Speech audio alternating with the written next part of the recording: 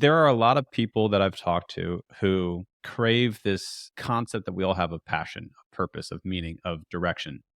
What was your process to kind of know this is towards my goal, this is not towards my goal? I have a mission, I have a purpose, and I'm going to keep working towards getting there. Be comfortable being lost. The state of being quote unquote lost is where the ideation comes from. That is a function that builds constraints for you to realize that you're in circumstances that you don't want to be in and you want to change your life. Right? Think back across my life when I was lost and sort of looking for what was next. I was trying to rush the process of getting to what was next. I just wasn't being present. Don't rush the sort of process, like stay lost until you feel that the time is right, because that's the space that allows you to forge in a specific direction. Well, Dan, let's jump right in. So first of all, I think maybe just frame what is Spora, and then I definitely want to hear about the product market fit and the timing and just the full journey. So what is Spora? So Spora is the leading culturally competent virtual primary care practice in the United States. And so we serve communities of color, predominantly Black and Latino Americans across the US. We support them in providing access to virtual primary care. So they get access to our incredible doctors and nurse practitioners and physician assistants that are all trained in cultural competence. They get access to proprietary data. So we've created some machine learning that can help folks better understand their risk profile for different chronic conditions. So things like prediabetes, diabetes, hypertension, et cetera. They just answer a few questions in a questionnaire. That data goes to our doctors. They can discuss that in their appointments. And then lastly, they're able to connect with one another. And so we have an amazing community of folks that are able to share information with one another, folks that are in the same sort of life stage, like new parents, as an example. They connect with one another and how to still manage their health while still caring for others in that particular case. And so those are some of the main sort of incredible value adds that folks get access to. But we're just starting there. That's an awesome mission. So you were saying that you've been experiencing very strong product market fit. What's the product journey been like since starting and the journey since then? Yeah. So I started the company at the end of 2019 and really wanted to focus on addressing inequities and disparities. It was something that, when I got to the point where I knew I wanted to start another company, I knew I wanted it to be in healthcare. I was just thinking about, areas and spaces that I was most excited about and that were particularly interesting. And that I was really sort of uniquely, put in a position to try to address. And so, inequities and disparities kept coming up. I didn't have too much sort of, primary experience of like having negative, experiences in the healthcare system, but I didn't have to really search that far to find a lot of folks like my mom, my aunts, even me sort of indirectly. I was a caretaker for my great grandmother. When I was in middle school, she was suffering, from, late onset dementia during end of life for her. And so she came, up from her home in North Carolina to live with my family in New Jersey. And so during middle school, when I didn't have practice, I would come home early. I would take care of my great grandmother until my aunt got home.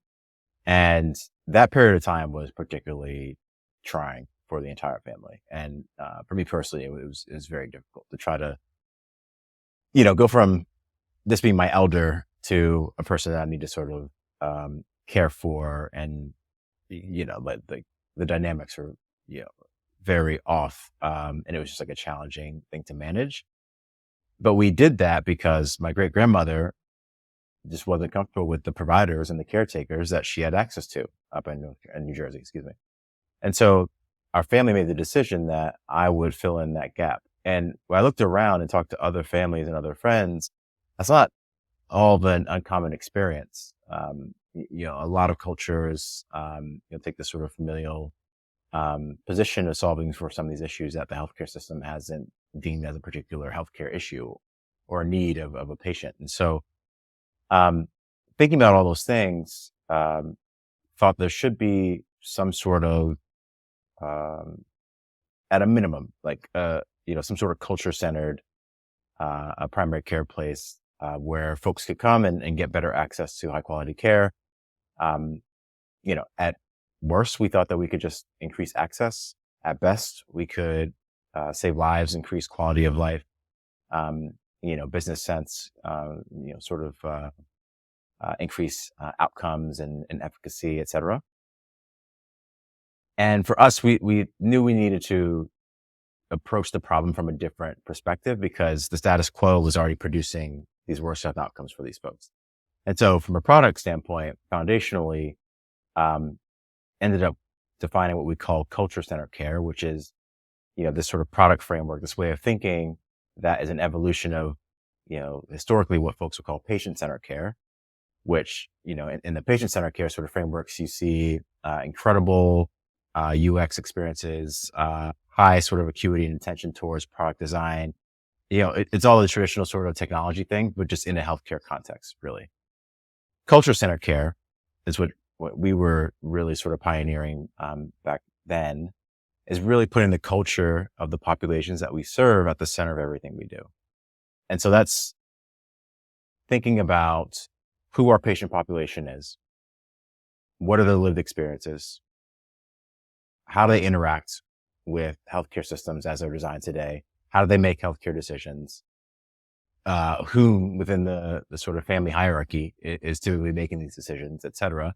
And then, designing our tone of voice from there, where we show up in the world, with whom we partner, what's included in our product, the languages that our providers speak, all of that is really defined, from its core, looking at, the makeup of our patient population, which, you look at product design, it's not, typically, all that of a foreign concept when you put it together, but it still wasn't something that had been, done and codified in such a way and sort of represented in a product, let's say, in healthcare. And so, that was the impetus. And back then, we're just thinking like, okay, again, this is just, a test.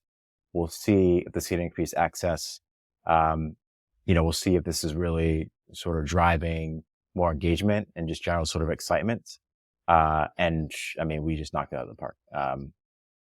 Our app the core app has an 84 NPS score still today. We have a maternity care pathway, another product that has a 100 NPS score. Our training that we have for all of our doctors, that has a 96 NPS score.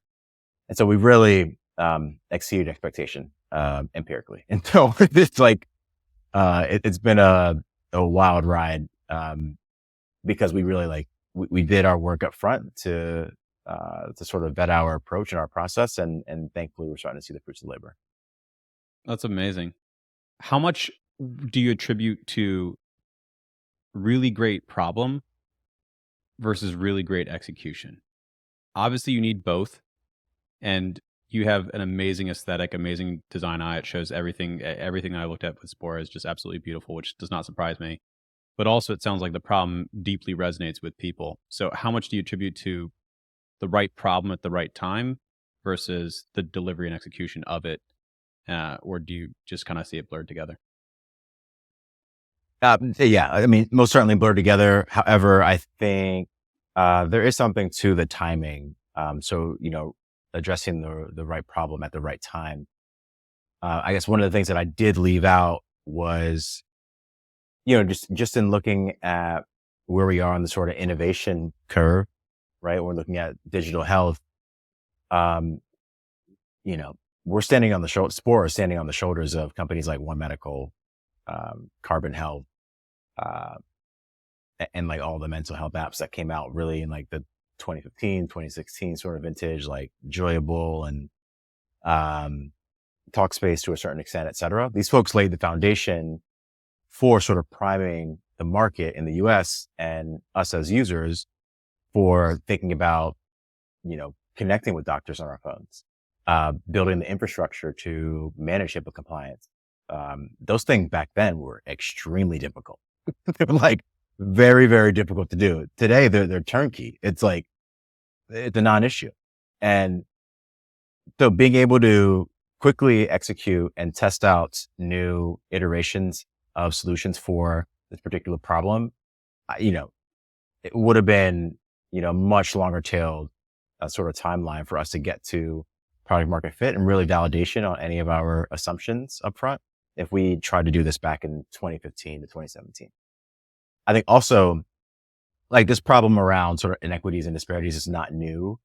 Again, however, I think, being able to distribute a strong narrative with a really strong sort of brand identity that connects with the population and the problem that we're solving, in the same sort of wave of consumer, uh, sort of engagement being high for just, digital tools anyway, that all really came together at the right time. And so, it can't be discounted, but it's most certainly a combination for sure. Yeah, it's always the age-old question of, I don't w one of the best blog articles I ever read, it's like 3 paragraphs, maybe you've read it, Derek Sivers, which is "Execution is a Multiplier." I think it's just called Multiply, dereksivers.org/multiply. And the concept is your idea can be dog shit or it can be the best idea in the world. It doesn't quite matter, it's just a multiple on your execution of how well you're able to execute against that. And so it's always kind of the balance of how much is it the idea, the problem set, the pain that you're solving versus the execution of doing it. So it's always interesting to hear kind of different people's perspectives on that approach. Yeah, yeah, I completely agree. I'm a big proponent of execution. Um, I mean, obviously, I mean, it's subjective, but like even more like double clicking into it, ideas are a dime a dozen. Um, and like, this might be a little sort of like, woo woo for the audience, but like problems present themselves, as a function of, constraints, particular sort of, um, mindsets during a particular time, um, current events that are happening, et cetera. And so it's plausible and probable that many people are having similar sorts of experiences and similar sorts of ideas for solving similar sorts of problems. It just comes down to how talented an individual or a group of individuals is at executing that particular vision that they have for a solution for a particular problem, communicating it, you know, galvanizing, folks who need to galvanize, et cetera. And that's all execution. And so, folks that are really worth their salt are really, students of, sort of operations, these go-to-market playbooks, how to organize themselves, and groups of folks so they can execute at a high level. But also, like, you're not going to get these things right. So it's really just sort of executing on some sort of process to de-risk yourself over time, but also just learn things as quickly as you can at the early stage. One of the things you said earlier is crafting that narrative for the product, for the audience. Talk more about that because I think entrepreneurs often get fixated on, well, earlier entrepreneurs often get fixated on features or the experience, which is all very important. Execution is very important. But I do think that there's, you have that lens of marketing, which understands the value of a narrative, value of storytelling. So talk a bit about how that shaped Spora and how you lead with that as well.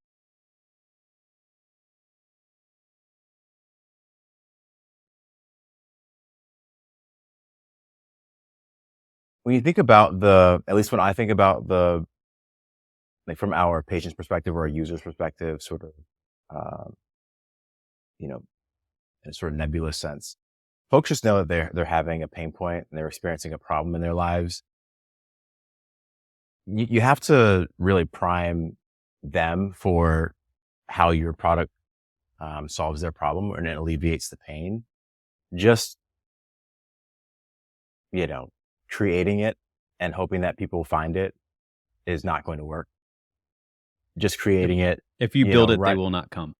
Yeah, exactly. They object. Yeah, they will not come for sure. But also like, um, whatever little sort of acquisition campaign that you ran for a month, uh, likely isn't enough data.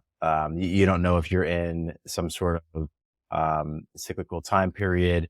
There could be external factors that are controlling your outcomes or contributing to your outcomes one way or the other.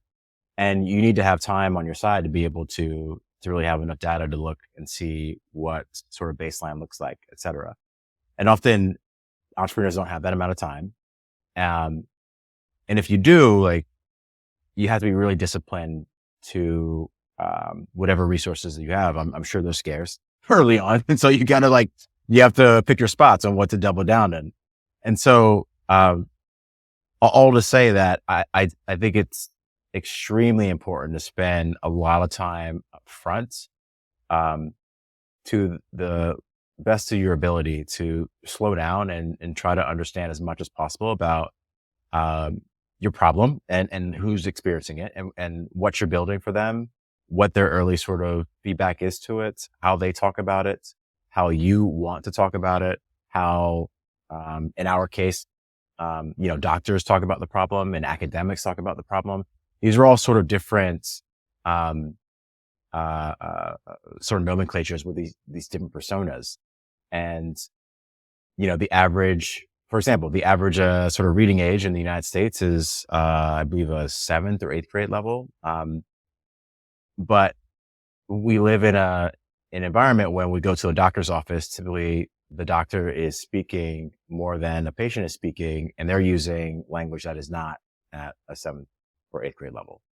And that leads to folks being in uh, you know, I wasn't about to say high pressure, but they're just in a small window of time with their provider trying to understand what's happening with them, from a health perspective. And they may feel uncomfortable about understanding what the doctor's talking about. The doctor's burnt out. They're in a rush trying to sort of move on to the next, 8, 10 patient they may have.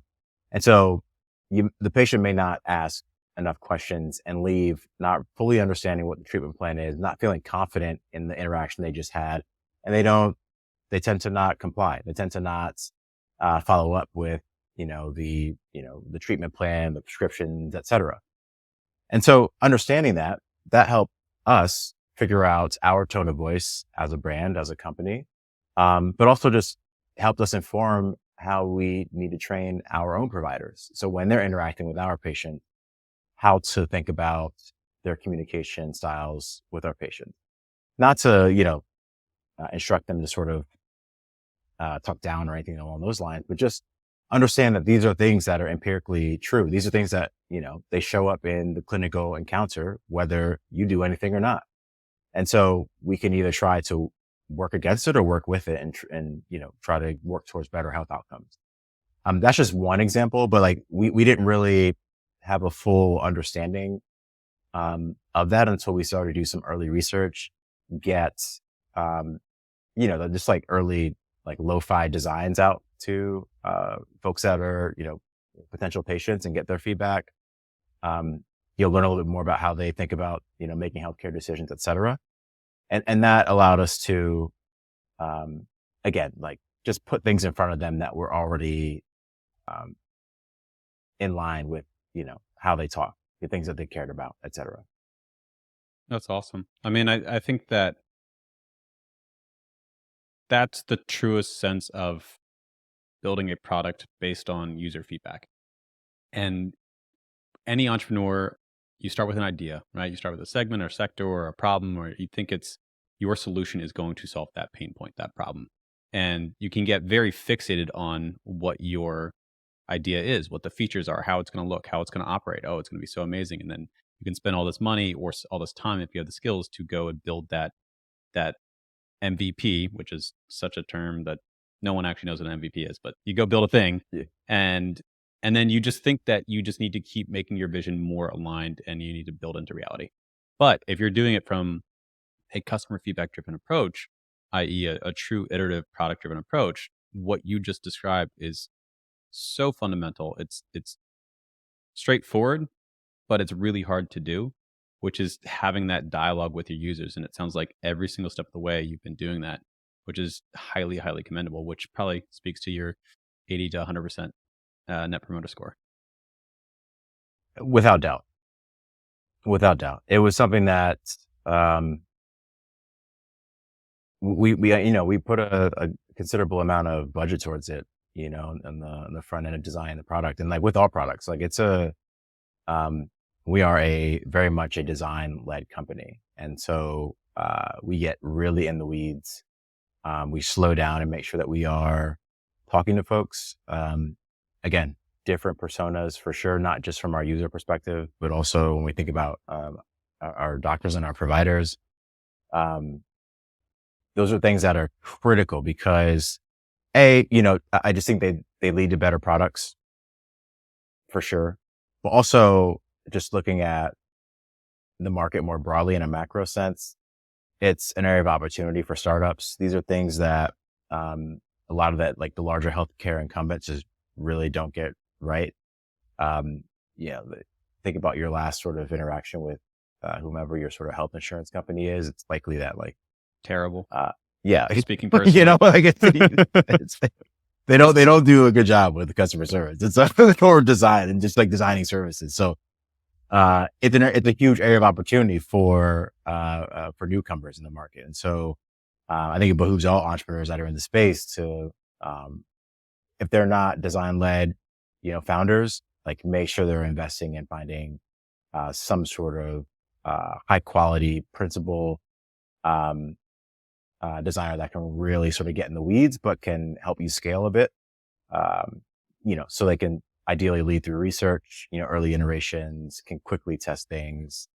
Um, Easier said than done for sure. I understand that, but you'll most certainly, you'll see dividends on the other side of a successful process there. Talk to me talk me through the process that a potential customer of yours goes through. So specifically what they might experience or have experienced. You said that maybe you didn't have too much direct primary experience, but many people in your family did, and you didn't have to look far to find it. So talk through and teach me, because I'm not aware, um, what that experience could look like currently in the system versus what they get through Spora. Yeah. So status quo today is, generally, let's just focus on Black Americans, significantly higher rates of, uh, diagnoses for, chronic conditions, things like, diabetes and prediabetes, hypertension, chronic kidney disease, coronary artery disease. Um, in Black males in particular, depression, tends to go, either misdiagnosed or undiagnosed, um, relative to other populations. Because typically Black males, they demonstrate sort of symptoms of depression differently than the general population. And so the rubrics of, sort of measuring depression did include sort of normal distributions of different populations and Black males in particular. And so we tend to see this shift in a lack of, proper diagnoses and, sort of misdiagnoses on that end. And so generally we see, higher mortality rates. So Black Americans dying sooner, um, getting diagnosed with chronic conditions, decreasing quality of life significantly, earlier. Um, these sorts of things are very real and empirically have been studied for the last like 30, 40 years. With Spora, we focus on, a few things that are very different from sort of any other, healthcare experience. So first, I mentioned differentiated, workforce. And so we train all of our providers in what we call, they go through a training in we call the Sport Institute. And so this is, another tangent really quickly, and I'll come back to, the sort of difference in the experience. But one of the other problems that we uncovered when digging into why inequities exist in the first place, other than the very obvious answer that we live in a racialized society, racism is very much, implicitly and explicitly a component, into the perpetuation, of inequities and disparities. We live in America. We lived through the pandemic, multiple sort of social movements. That part is very real. It's a very challenging problem to solve on its own. There are folks that are doing that. For us, there are other issues that we knew that we could address through innovation, like provider education. So today, even as I speak to you right now, no accrediting body in the United States requires health equity or cultural competence training for our MDs. And so, it's recommended, but it's not required. And because it's not required, there are a bunch of downstream effects. So, there isn't sort of consistency in trainings because it's not required. And so there's no one sort of measuring the variance exactly. There's no standard. There aren't benchmarks because there's no standard.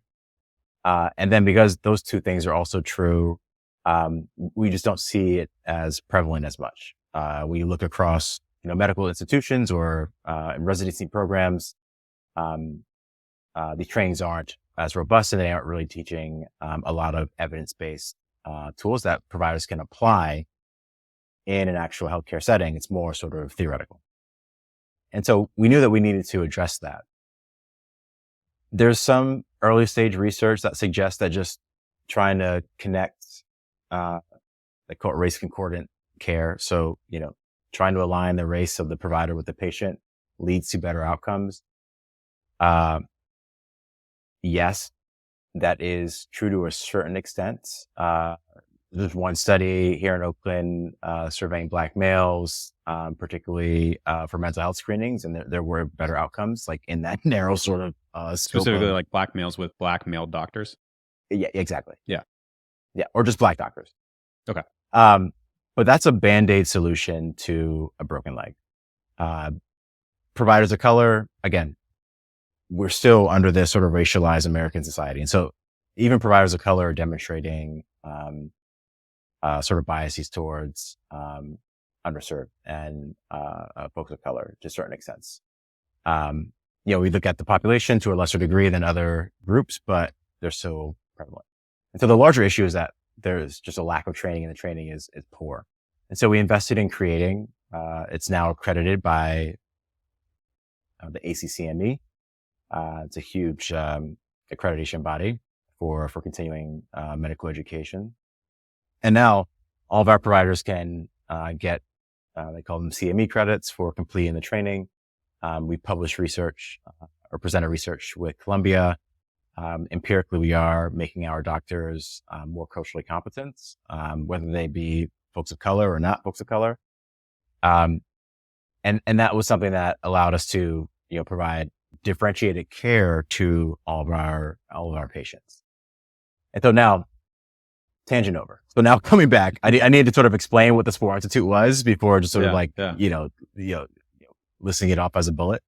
But so folks get access to differentiated providers that have been trained in these things and can provide better care for them.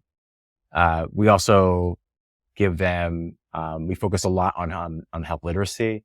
And so understanding that it's a relationship. Yeah, exactly. So, a few of the issues that present themselves with our patients include just lack of access, lack of sort of knowing what to do in certain scenarios, who to call if you don't have like great access, you haven't been interacting with providers. Like it's like you just don't know where to go when something is what you need to. And so we focus on health literacy, and then lastly, giving folks access to as much data as we possibly can. And so sharing all the readouts from those health risk assessments, that machine learning that I mentioned a little bit earlier. When we send over devices that, in which we do remote patient monitoring, they get access to all that data. They can share it with whomever. We want to start the relationship off that we're doing our portion by giving them the things they need to be successful, whether they choose to work with Spora or not. And so the barrier to entry is extremely low. Folks can text us questions. as soon as they create a new account, they get that data from the health risk assessment. They can go and talk to any other provider if they need. But we want to make sure that they have the information and access to the data so they can understand what's happening and they can go have an educated conversation with whomever. We hope that it's one of our providers. Historically, it has been, but they can go somewhere else as well. But those are things that separate us from, the status quo sort of experience that folks will get. We think over time, this will allow us to, continue to increase the quality of life of folks, help our patients live more joyful, fulfilled lives, but also just be healthier. That's, first of all, an very awesome vision, but also execution. And vision is one thing, but then also being able to do it and impact the community that you're focused on, the user that you're focused on. The fact that you're starting with, I want to provide better quality of care for this particular segment of society. And then not only are you doing that, but you're also expanding it to, let me work on fixing all of healthcare in a degree, right? By expanding out the institute and building out the data, so you can have a data driven approach to give people and empower people, both users and providers, a better quality of care across the board. And it's really incredible. That's pretty cool. Thanks, man. Yeah, it's and like some of these things, like, there's a lot under the hood. Yeah. And so you go to the landing page and, we get this question a lot from, partners or, historically investors of, they sort of arrive at their own conclusions of thinking we just connect, providers of color with patients of color and that's the solution. And how do we scale that? And I'm like, no, it's not that. like, let me sort of like open the hood here and show you like all the things that we built to make sure that we can, like, we have, sort of constraints in place. But we also have, our own benchmarks, and we're building a very unique data set so that we can steer folks to the right doctor at the right time that understands them and can provide them high quality care. It's not just about, their interaction with Spora. It's what happens inevitably in the U.S. healthcare system when you're likely going to interact with folks outside of your sort of primary provider. And so when that happens, how do we instill that they have some sort of comparable experience? How do we just set them up for success? These sorts of things are really important for us to create impact, but I think also just build a strong relationship with the folks that we're serving. Bring back trust. I think that, Yeah. in theory, your primary care should be one of your most trusted experts in your network. And I think that's degraded over time because there's been no competition for healthcare. There's no need to innovate historically because it's so expensive to enter into the space and it's so compliance and so regulated that there weren't really startups or anyone that was trying to challenge the status quo. And then, like you said, in the past 10 years or so, it's finally gotten to the point where it's a little bit more doable. And then each year that goes by, there's more infrastructure to make it more accessible and more challenged. And I think that is the very amazing thing that America has led with, and it's across the world, but innovation through having an open market, and the best product hopefully wins. Not always the case, and there's a lot of other fucked up things that can kind of come in. But yeah, you are challenging the status quo by building a better product, both for the consumer, the provider, the data that you're making available, and just kind of brick by brick, you're building that vision.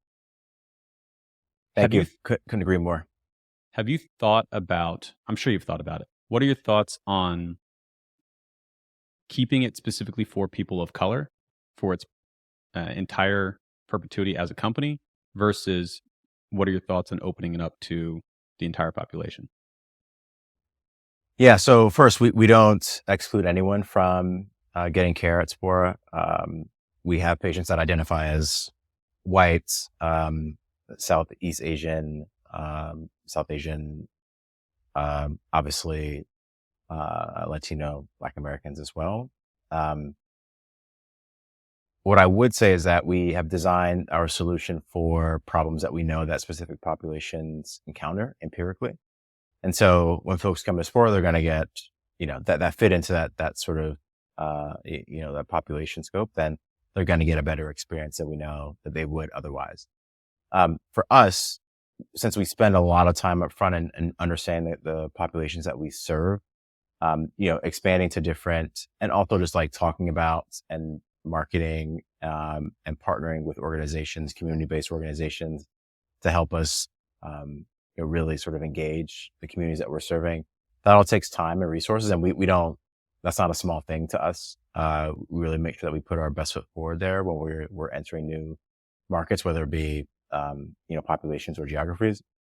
And so there's most certainly opportunity there. There are problems to solve. Uh, Most certainly.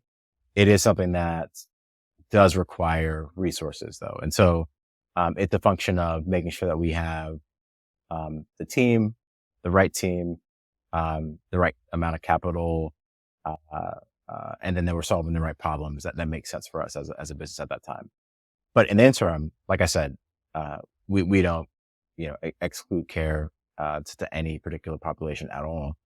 Uh, but when we think about, designing these unique, care pathways, these products, these services that are tailored for, sort of narrow populations and, maybe even narrow sort of life stages like chronic disease management or pregnancy or something. Um, I view that as a launch in its own. And so we have to go through an entire process, to make sure we get that right. And aligning with kind of what sounds like your values, if you're going to do it, you want to do it right, which requires resources, obviously. So you're focusing on the problem set that you can really focus on right now Yeah, and exactly. execute well. Why healthcare in the first place? You kind of touched on it. You said, I knew that the next startup I did, I wanted to be in healthcare. And then you were kind of looking around for some of the more specifics and inequalities you mentioned. But why healthcare specifically? What about that was so sticky to you? That's a great question. And I've been thinking a lot about that over the last year, really. Um, this is my second company that I've started, in digital health. Um, and if you asked me that same question back in like 2015, when I launched this last company, I wouldn't have had a great answer for you. Like I didn't, I didn't want to be a doctor growing up or anything along those lines. Um, but I have always been really called to service, um, and fulfillment. So sort of, the service piece, just finding sort of like some sort of like, I just want to be useful. I want to make sure that I don't know where that sort of comes from either. But I really I want to use my time here to be useful to other folks. I think it's a human thing, but also it's just like, I know for me personally, it, um, it transitions into fulfillment for me. And so after being able to be useful and, um, particularly working on really challenging things and complex problems, I find a lot of fulfillment in the entire process. Over time, as an individual and an entrepreneur, like I was really sort of attaching that fulfillment to these sort of, results, unfortunately. And so like, I've been an athlete my entire life. I mean, that may stem from sort of that foundation, but we're working towards a goal. Unless I sort of achieve the goal, like I wasn't really feeling that, fulfilled. And maybe it's because I'm getting older or I've been, on this journey for the larger part of the last decade or the last decade plus. I now just find fulfillment in the entire process, the entire journey, for different reasons. But also just making sure that I'm learning as much as possible. I'm feeling engaged and I'm using, my entire self in my work, which is really important for me. Um, but then also in healthcare, like, especially in like healthcare delivery, we're really close to the feedback that we get from our patients and our providers. And so, you spend, a lot of time up front sort of building these businesses and these products, but, you right after a session and an appointment with a doctor, we get feedback immediately. And I underestimated um, how good that would feel, but also just how much of a motivating factor that would be for sort of strengthening my resolve to keep going. And so, this is something that people are really, really getting a lot of value from. They love their interactions with Spora. They love their provider experiences, and the testimonials we get are like, they're incredible. And the stories are like, we have an anecdote, we have a maternity program called Spora Mommas. It focuses on patient education and patient advocacy. We support our mamas through their entire pregnancy, but also their fourth trimester. It's led by a doula. Folks are in cohorts of women that are in the same gestational age, so they're going through their pregnancy together, and they connect pretty frequently to discuss what's happening in their pregnancy that's new. And we also send them devices so they can track things like their blood pressure, et cetera. We have a particular patient that was her blood pressure readings were consistently increasing. And it got to the point where we needed to recommend that she go to an in-person urgent care facility. And so she did so. And a problem that Black women tend to have quite consistently and frequently is that they don't get believed in the healthcare setting, whether it be about how much pain they're in, et cetera. And so this particular patient not getting believed, she's pregnant, blood pressure is rising consistently over a few weeks, and she was able to show her providers there the readouts in the app, and was able to get the care that she deserved at that time. Now, we don't know how that story would have ended if she didn't get access to that care, if she would have left frustrated or what have you.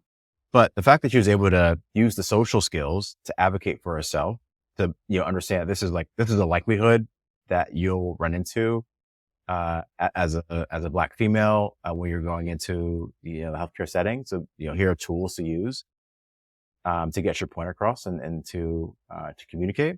And then also, like, here's the data. Here these things are objective. This is what is happening. I've been measuring these things 3 times per week over the last month. You can't argue against that. And so it's those kinds of stories that it's incredible. And I couldn't have imagined ever sort of creating something that would produce something like that. However, when that feedback does come in, it's just like, all right, this is something that's real. We need to continue to make sure that more folks have access to this as quickly as possible. That's incredible. And not only did you, I love that you highlight the education piece of just giving that mama the skills to advocate for herself. That's an extremely powerful piece, which is inculcated in everything that you're doing. You obviously gave the data and the training, right, as well to her to kind of advocate for herself. And then, as horrible as it is that she was not believed, you are also addressing that problem, maybe not with that one doctor, but in the cultural training that you're doing with the institute, maybe you didn't impact that doctor yet, but hopefully at some point one day you'll have impacted many more doctors to be more culturally aware and understand their own biases or whatever that is. What is that? Is that just racism? Is that discrimination? What is it that makes Black women less likely to be believed? Yeah, the tough answer that folks don't want to hear is that it is it's a large percentage of again, implicit and explicit racism and bias. It's these things have been studied again, and they're empirically true. This is why Black women in particular are 3 to 4 times more likely to die from childbirth or problems during childbirth. Morbidity rates, 60% of them are addressable. Wow. And yeah, 60%. Wow. And it's just like, uh, it's crazy to read some of these stuff, these statistics and some of these studies. However, it does provide hope when I hear like the statistic, like towards the end, that 60% of maternal morbidities, for Black women are preventable. Again, so there's a lot of opportunity there to save lives, increase quality of life, and help, uh, Black women get healthier, sooner, after childbirth. But to answer your question, it's foundationally, stems from, uh, racism as it exists in society, but also when we look at these sort of studies and, um, measurement systems that were designed, using white males as an example, as the sort of persona that we were designing for. And an example being, body mass index. And so BMI, um, a measure of quote unquote sort of healthy amount of fat that body should have. Um, this was measured, using, middle-aged white males as the base population to create the BMI standards off of. However, when we look at other populations, um, like folks across the African diaspora, these sort of BMI, sort of measures just don't match. They don't align, statistically. And so, um, that's another sort of aside. We have to look at sort of the standards that were created, who created them, how they were like, whom they were measuring to create them. Because now they're just sort of, you know, we throw around BMI pretty consistently when we're talking about sort of nutrition and sort of, weight training, et cetera. But like, you really need to understand, whom that was designed for, at the time. And so those are like a few things that lead to worse outcomes. Um, but that's a pretty deep topic. Yeah. Yeah. I appreciate at least, I mean, some context on it. I know you're not focused on that acute problem, and there are others focused on it, but the amount of pure ignorance there is, so incorrect data, just wrong data, and then just ignorance, and then you layer on just true outright explicit racism on top of the implicit, or what were you saying, explicit and implicit? What were the 2 terms you I used? was, yeah, Yeah. yeah. Implicit in, yes, don't go into too much detail there, but oftentimes, um, these things do show up, um, without sort of, conscious, uh, you know, nature to like, what folks are doing, but they show up because they're either patterns or it's just the way that things are done, et cetera, et cetera. Yeah. Do you have any, if you wanted to leave pointers for someone, any good organizations to be a part of, to learn more, to that you've encountered on the health, specifically like implicit and explicit racism in the healthcare space, even if that's not the problem that you're directly attacking? Any recommended lookups Yeah. or reading? I think, well, just from, I think a services perspective, there's a nonprofit called, I forget the name of the organization, but the website is, medi.org, MEDI.org. And their goal is to provide access to, um, for underserved folks across the nation to navigate towards whatever state they're in. So you start by entering your zip code, I believe. And then, whatever sort of, category of healthcare that you're looking for. So like, mental health solutions, primary care, sort of nutritionists, et cetera. And they can find you, all these amazing sort of either social services or just, incredible sort of organizations that are doing that work in that region. Um, that's one recommendation. I think from um, a study perspective,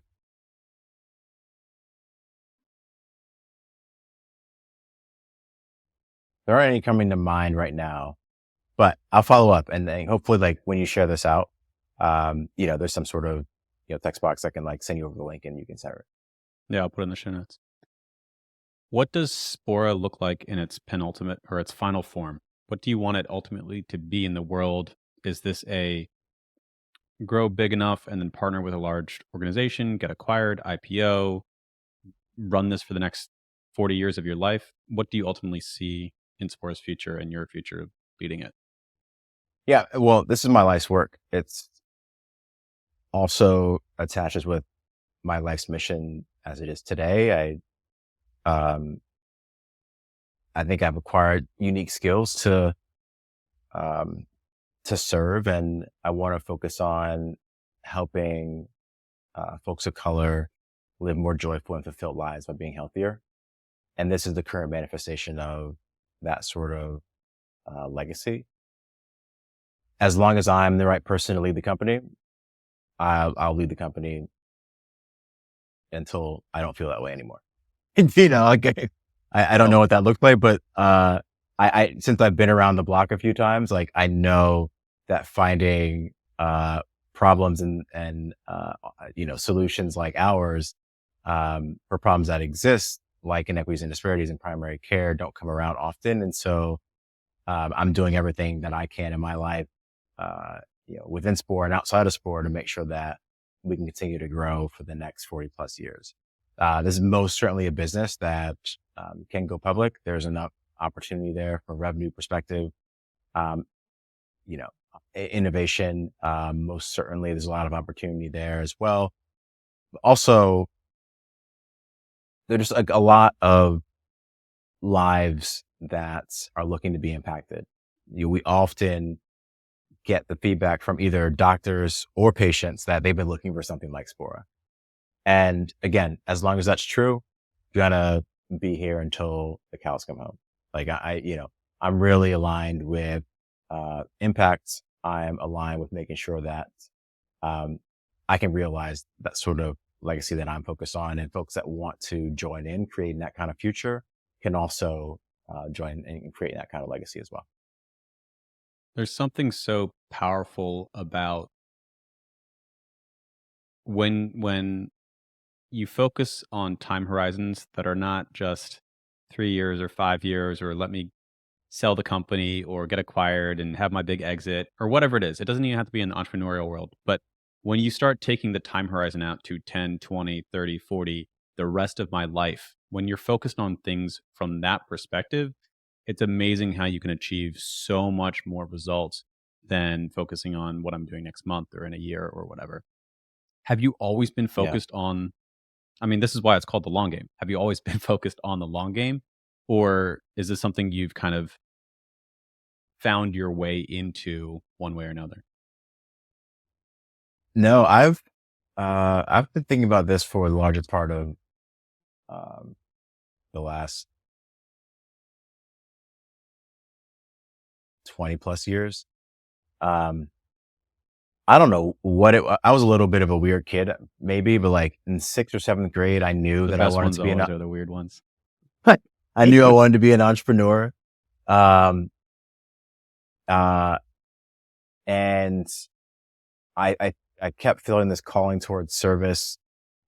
Even like right out of, college, really the jobs that I was taking and the work that I was doing, I was always doing to learn new skills to try to put myself in a better position to start a company.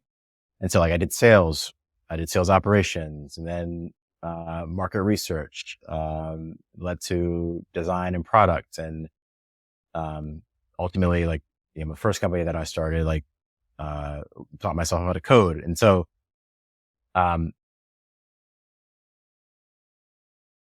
I was just always sort of aligned with, um, again, sort of fulfillment. Um, but I also think in high school, I don't know. It's like I was just really like trying to figure out like sort of meaning a bit. Meaning And of life or meaning for you yeah, or meaning of life. And like, I was reading like a lot of like I was, in philosophy classes, and like like studying the romantics and Keats and these folks, and like that was like really starting to think deeply about the meaning of life. And at back then, yeah, I was aligning my life to find my passion and inspire. I wanted to find something in life that I felt ecstatic about, like consistently. And then I just wanted to do that at a high level to sort of inspire folks to either go down their own path or just sort of like join my thing. Very nebulous. Like, I don't know where that sort of came from. But it's something that really stuck with me and that ultimately technology ended up finding and supporting. Like, I was called to sort of move out to the Bay Area. Um, when I was feeling sort of complacent and stuck in New York, I grew up in New Jersey, went to college in New York. So I hadn't gone that far and was feeling a bit complacent. Took a risk at 25, moved out to the Bay, and then found this incredible environment of folks that were thinking similarly about creating the future. And that was something that was the passion. That was the sort of passion filled, sort of range of thinking, activity, discussions that I was like always looking for. Um, and then put on top of that, being, um, in a black body, like I just like technology and computers and like the internet and stuff, like I was like, You're a nerd. but also like, I don't know, yeah, I was just curious about like the world. And so, um, when I came out here and started to like work at companies like SurveyMonkey and Salesforce and et cetera, like I was looking around, I wasn't seeing that many other folks that look like me. And, yeah, there are a lot of people sort of like starting to do well, executives starting to do well in that class of sort of company, like, the Facebooks, there are executives over there, Pinterest, Path, like, there's a few sort of like prominent black folks, that were in like key positions at these companies. And like all these articles started to pop up on Inc. and Fast Company about like diversity. And I was like, oh, this is like people like, there's a real sort of interest in these narratives. It's a real sort of like, it's important to be visible so that folks that are in line behind you, if they need it, they have a reference point. Not everyone needs it. It's not everyone sort of like, identifies, but like it's valuable and important to give folks the option to connect with something so that they can feel that it can be done and that they can overcome whatever circumstance they find themselves in currently. And that was, the inspirational piece for me. That was something that I could get behind and didn't have to do much, just had to make sure that my story was public. And this is like part of it. Like whatever is going on with the business that I'm working on at the time, me, like I try to make sure that and my story is available and visible. So again, like I knew when I was growing up and coming up, like there wasn't, not that I like even thought that I needed to have a reference point. I probably did though. But it didn't exist. And that may have changed my experience. It may have changed like what I studied in college. I may have like gone to computer science versus economics. Like, I don't know. But what I do know today is that it is important. Folks have told me that it's important. And so I try to make sure that, again, my story is out there and visible so that folks um, get with it for whatever they need. And hopefully that is something that inspires folks to create, better, either products or just like better things in the future. Yeah, I mean, it's commendable, but also in a very real way, it's an extra burden that you intentionally are taking on, right? You have opted in to choose to kind of share your story, but not only are you trying to live a good life and trying to build success with your company and do all the things that you're doing in your life, you're also trying to do that in a public way to set an example. So I think it's commendable, but it's also, I can imagine that at times it is hard and it challenges you to think about other people that might be looking up to you or looking for an example like you. And you mentioned, reading Keats and looking at the Romantics. Not a whole lot of European black philosophers a couple hundred years Yeah, ago yeah, yeah, to yeah, kind yeah, of look at for exactly. inspiration. Yeah, yeah, exactly. Yeah. Exactly. That's, yeah, precisely. What there are a lot of people that I've talked to who crave this concept that we all have of passion, of purpose, of meaning, of direction. And Sounds like you started really introspecting and looking for it early on, and you've been aligning your life towards that ever since. Do you have tips for those who might feel more lost in that exploration? What was your process to kind of know this is towards my goal, this is not towards my goal. I have a mission, I have a purpose, and I'm going to keep working towards getting there. Great question.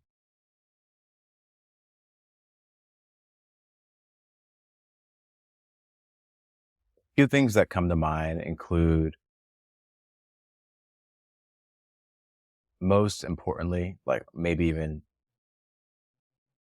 yeah, like, I think objectively, just like the most important thing is just um, be comfortable being lost for a certain extent. There's the state of being quote unquote lost is where the ideation comes from. It that is a function that builds constraints um, for you to realize that you're in circumstances that you don't want to be in, and you want to change your life. And so, oftentimes, I think, at least my experience, when I think back across my life, when I was lost and sort of looking for what was next, I was trying to rush the process of getting to what was next instead of. I, I just finished Eckhart Tolle's book, The Power of Now, and so but Do you until like recommend it? I wasn't but like it's so real. It's so good. I just wasn't um being present, and not in a sort of like woo woo way, but I mean like really understanding and looking around my world in a sort of 360 view, and doing a sort of audit, if you will, of like things I that gave me energy, that I loved about my life, that I love doing, and things that I would like to change, instead of just trying to like rush to get to the next thing. And so the first piece of feedback would be like, you know, don't rush the sort of process. Like, stay lost until you feel that the time is right, because that's the space that allows you to forge in a specific direction, and you don't want to rush that. It's not worth rushing. Like, so take time there. The second piece I would say would be really like whatever, well, really sort of learn from others that have gone through similar sorts of challenges and problems. This is not a new phenomenon. Humans have been trying to figure this problem out for themselves, um, probably since the dawn of time. And there's a wealth of knowledge that exists, largely in books, but also, in videos, but largely in books, because books are like a medium where folks can really push thought processes very, very deep. And they lend themselves like really well to, as an experience, um, making sure that, the reader or the consumer can, go along at the pace that they need to, and not sort of get removed from, where that particular author was in their thought process at that time. That's a lot more difficult to do when you're, listening to something. You can go back and listen to like an audiobook, but like, a movie or a video, these sorts of things are a bit more challenging to that respect. Um, and so like really trying to learn from other folks, and not just like contemporaries, like, go back and read, like Marcus Aurelius's like meditations. Like, he was going through the same thing, like You're the you're the exact you're same the thing. second person to bring up, meditations in the past 3 episodes or something. I've never read it, but I've, read excerpts, so maybe that's my homework. Yeah. Yeah. Or, for me in particular, sort of like, really diving deep into some of, uh, James Baldwin's work, and just like thinking about purpose, as it relates to, again, being in a Black body in the US, in a now more globalized society, like how to manage my own identity, the identity that I want to create for myself. Um, there are folks that have thought through that extensively and they've written about it. And so like the second piece would be learn from your elders, go back, read, listen to, folks that have tried to, forge their own paths as well. There'll be things that you can learn, whether it would lead to, just strength, sort of emotional fortitude, tactical things, etc. Um, Third, I'd say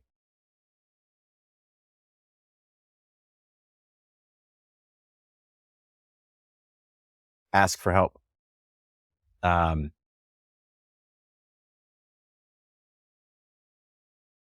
Humans are just really wired to want to help people. They want to say yes. It's, I mean, like I can go into a lot of detail about this, but suffice to say that asking for help or just asking for things in general, you're likely to get the things that you want in your life, more than if you just sort of expect them to happen. Obviously, when you say it that way, but even if you just sort of like you're trying to create sort of like external factors and motivation to like create this sort of reality that you want, oftentimes just asking for it will like folks will give it to you. Um, Obviously, not in all cases for sure, but empirically, folks are more likely to say yes to questions because they're hardwired to want to say yes, and it actually requires more energy to say no. Um, but also, like, I think it's something that helps folks better understand where they want to go, and so before asking for help, you have to really understand, like, what you're trying to get help with, or where you're trying to go, what you're trying to achieve. That process in of itself is something that will help folks just better understand where they're going, what they want to, the reality they want to create next. But also invites the world to support them, which is like, this is like so powerful. Just asking for help, like it creates all these really positive outcomes, for individuals. And it's something that often like, I don't know how this happened, but like folks sort of view it as a sort of weak act or, you know, uh, a signal that they don't know what they're doing. Um, when in reality, it signals that you know exactly what you're doing and like, and what you need. And like everyone needs things. And so like, it's the exact opposite, but I would recommend those three things. I think that is some very seriously, very thought out, sound advice. Very good advice. One of the I don't know, principle is too big of a word, but I do like Ray Dalio's book. One of my life principles is very analogous to what you said of don't worry about getting unlost, or kind of stay.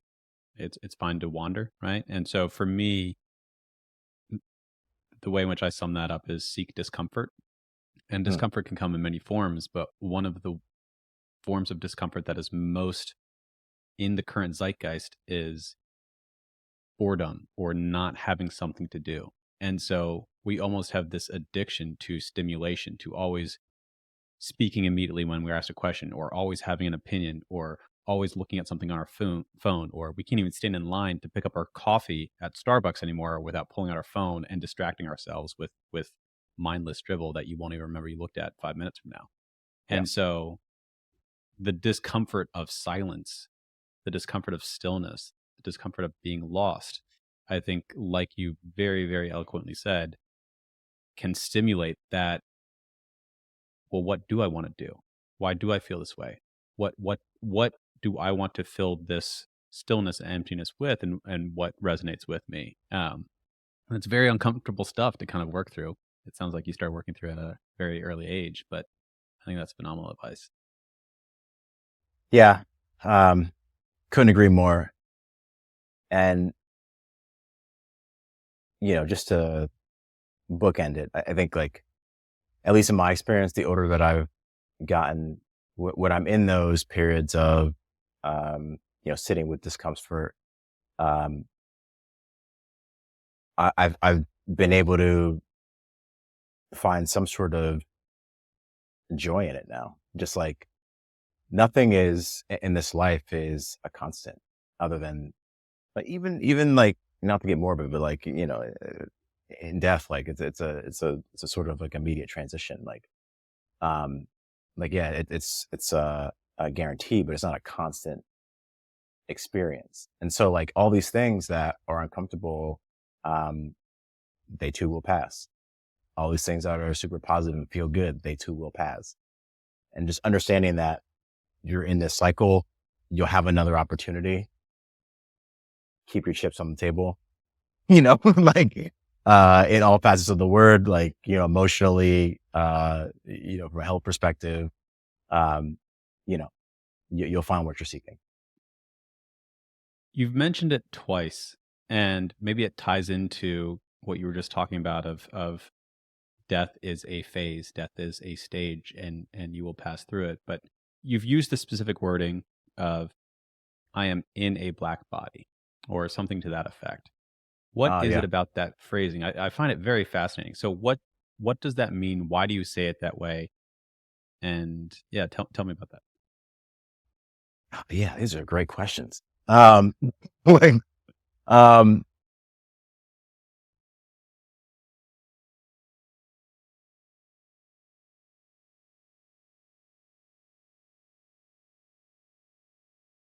the more that well, to answer your question directly, I say it that way because I just like, I respect the separation between how the world perceives me in different contexts from how I perceive myself. I don't think experiences, um, directly are black or like, any other race. I think they, like sets of experiences, um, they're, folks from different populations tend to have them for a bunch of different cultural sort of reasons. But if I were to say I am black versus I am in a black body, I'm just sort of separating, I'm seeking to separate, everything that I do and attaching it to these things being black. I exist in a black body, and in the US, that means a thing. If I say I'm black, if I go to Paris or Tanzania or Egypt, um, I say that I'm black. That means that's a different sort of contextual thing. And the expectations of what someone that is black does is different there.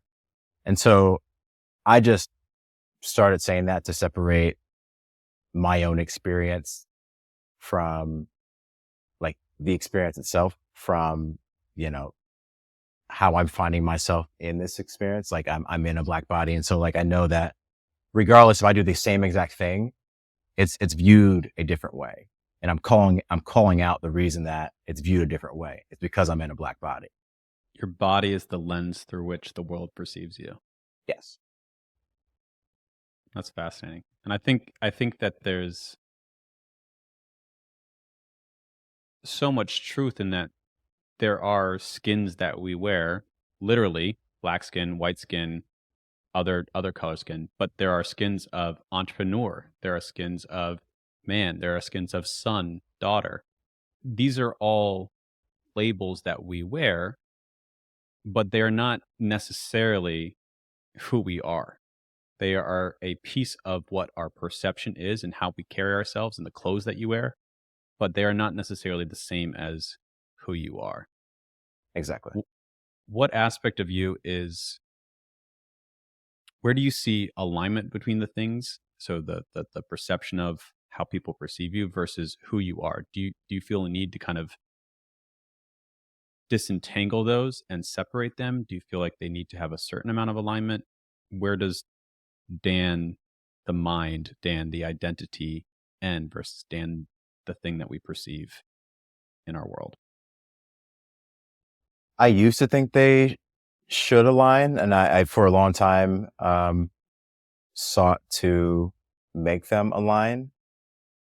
and this is like really one of the core sort of learnings as an entrepreneur. Um, in my first business, started with, former coworkers and roommates.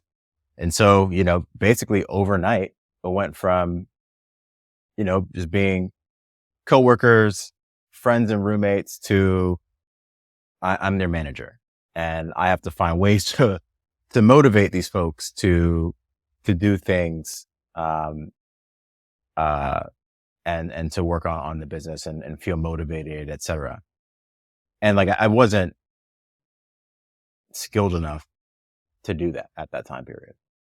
Um, but I was still trying to, I didn't have the sort of insight and awareness that there needed to be a sort of separation and change in, um, sort of my perception, how I showed up in the workplace and like, just like in our relationship in general, more broadly.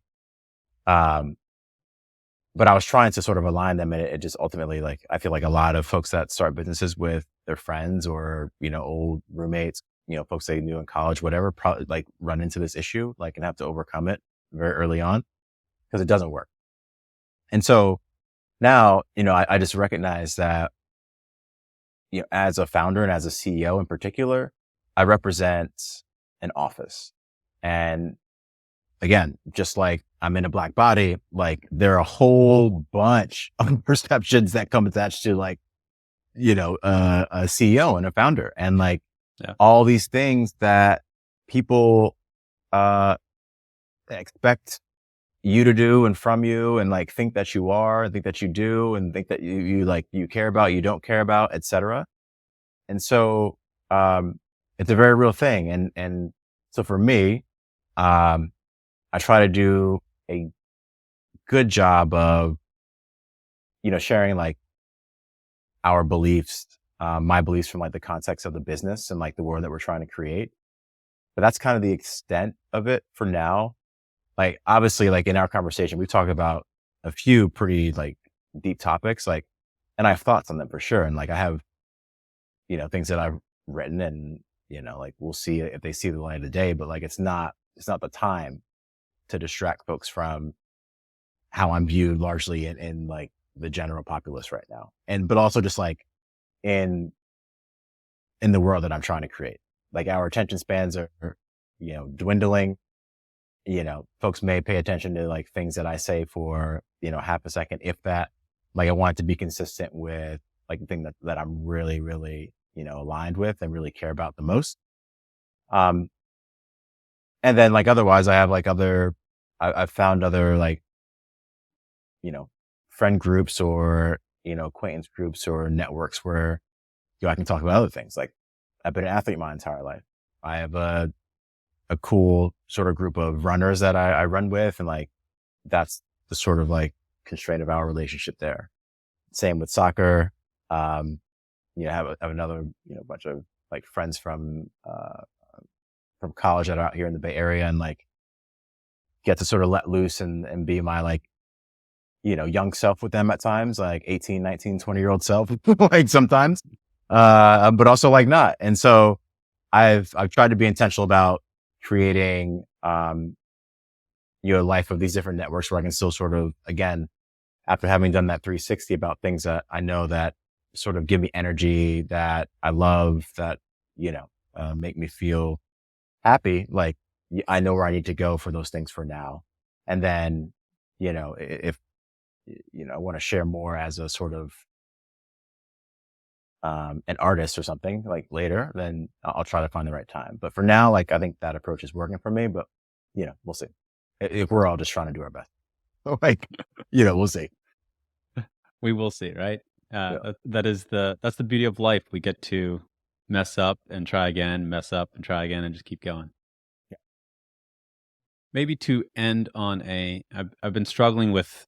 I'll give you the choice. I've been struggling with. Do we end on a lighter note or another deep, dark, mysterious question? So the choice is yours, Dan.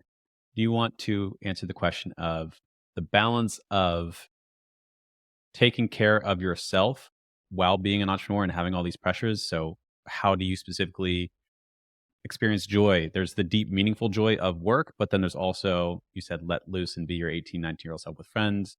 What does that dichotomy look like? So that's question number one.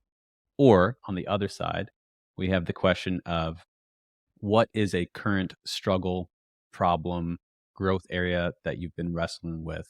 Why and what's your approach to it? So the choice is yours, A or B path. I think folks are gonna. I think I've been too dark on the app already, so let's go with the light. Perfect. So, what do you do for fun? How do you make sure that you don't get too serious all the time, and you take care of your humanness in addition to all the identities and growth that you're doing? Yeah, I try to.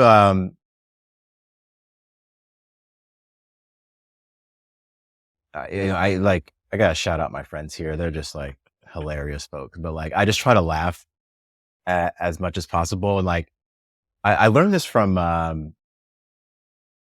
I think Jerry Seinfeld said it in one of his episodes with Cars with comedians, and like I forget who the other comedian was. Hopefully, I can remember it. But uh, they were just talking about it, like their comedian sort of viewpoint on life, in that a lot of people like that are like very sort of serious and like you know tight, like may not laugh at a lot of the circumstances that that a comedian would laugh at, and like and it's a lifestyle as much as it is a craft. And I think it was Neil Brennan actually, and like talking about like you could be at a funeral and like finding material and jokes, um, it's an intentional sort of perspective on like their experience that they want to have like while they're here, and like who's to comment on that one way or the other? Like both are like it's your experience.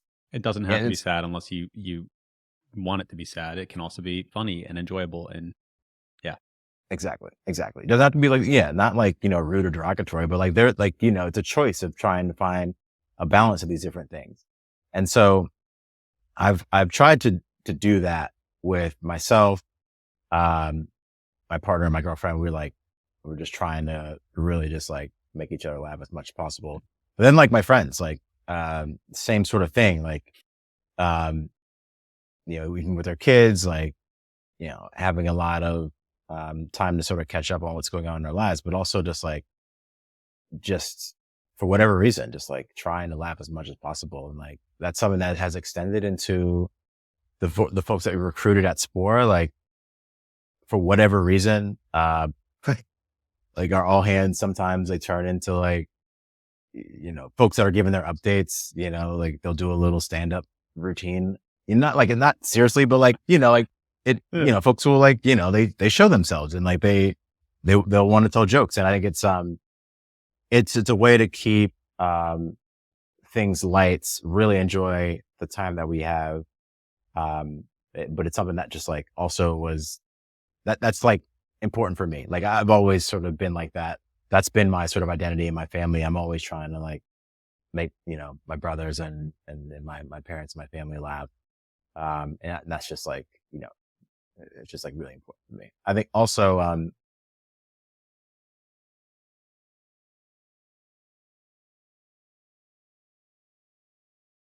trying to like step away from, um, the work as well. So again, so like intentionally finding some time and some space, and putting constraints around it, to be lost again. So, for me, that is a walk. So I make sure that I am getting out for a walk, usually like first thing in the morning. Um, I'll walk to, sometimes I have time for like 10 minutes, sometimes 15, 20. But I try to get out, before sort of like the world needs everything from me immediately. Like I try to just get out and, um, walk around my neighborhood. That's something that's really important for me to also just like start my day off a little slower, than if I just like dive into my inbox. But then also, um, just taking some time to be out in nature a little bit. Um, Something that I've enjoyed recently. Dan, if people want to find you online, where should they go? I am Maurice Miller with 3 R's on Instagram and Twitter. And we are at Spora Health across all social media. And would love to connect with anyone. SporaHealth.com is the website to learn more about the incredible sort of care that our doctors are providing. And thank you, Elijah. This has been really, really awesome. Thank you for having me. Thanks for coming on. This was truly a pleasure.